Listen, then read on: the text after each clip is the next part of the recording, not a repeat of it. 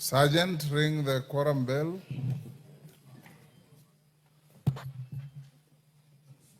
Babu Owino, this must be the first time you have been in the chamber when we are starting.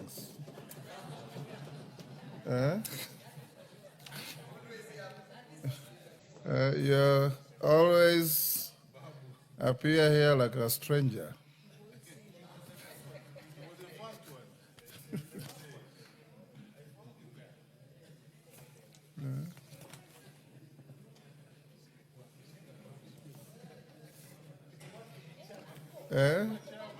He's soliciting for something.